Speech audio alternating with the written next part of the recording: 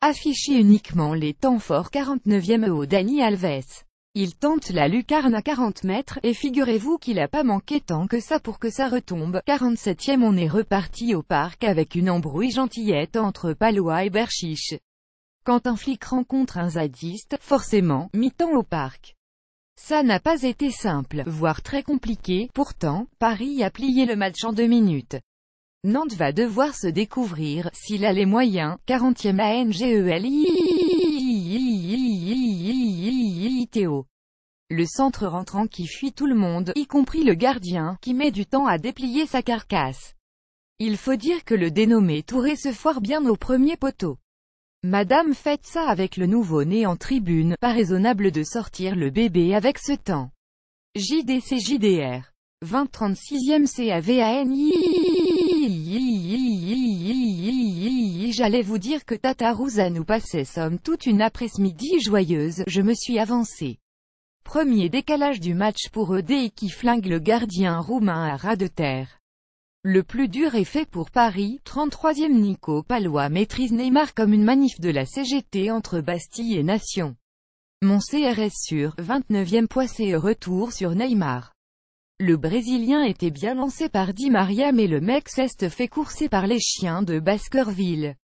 Que ça défend bien. 26e on ne peut pas dire que Di Maria et Pastore profitent beaucoup de l'occasion pour serre. Surtout Angel, pile le oui ou je le mets Titou à MPG. C'est donc un complot contre moi. Probablement, Cocorico de Ranieri ne va pas mettre un bus, il a dit qu'il allait en mettre 2 victoires impératives pour le PSG, pour prendre le large au classement plus grand que après on se moque mais Nantes défend remarquablement pour le moment. À part l'oubli sur Cavani tout à l'heure, 18e Salah le pauvre il perd chaque ballon qui lui tombe dessus. Le mec est à 0-1 au contrôle. On dirait un Westbrook des mauvais jours. 16e au Ravière il a fait frissonner mon échine le coquin.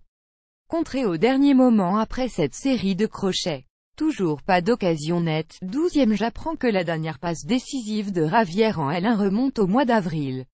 C'est plus de l'intermittence à ce niveau-là, c'est de l'évanescence. 8e le DINSOON le contrôle magnifique en pleine course. Je voyais déjà la lucarne trembler mais c'est dévissé. Trop facile ça pour le Matador, Ranieri va grogner. 6e le premier sauvetage du jour dans la surface nantaise. Il nous vient de Diego Carlos. Mais les Mexicains ne comptent pas s'arrêter là. Le général Santa Anna prépare déjà ses troupes pour une seconde offensive. 4e la compo de Ranieri me rappelle il y a un papier que j'avais fait avant un PSG Chelsea il y a quelques années sur l'aire du parc The Bus.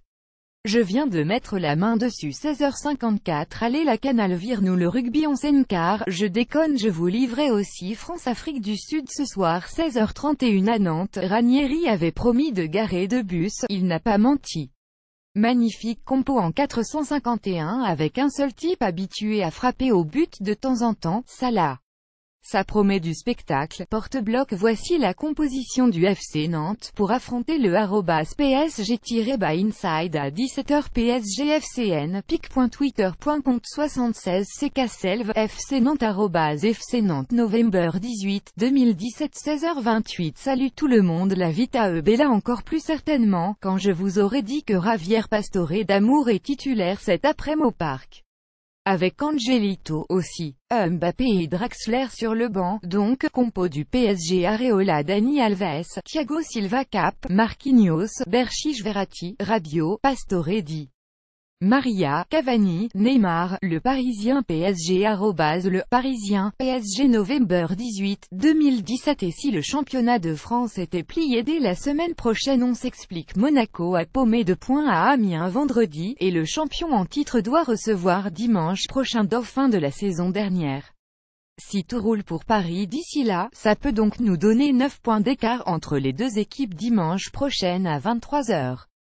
On n'est pas là c'est vrai, et il faut encore que le PSG trouve un chemin dans la défense grillagée que va certainement nous concocter Claudio Ranieri. Mais c'est plus simple avec Neymar et Cavani qu'avec d'autres.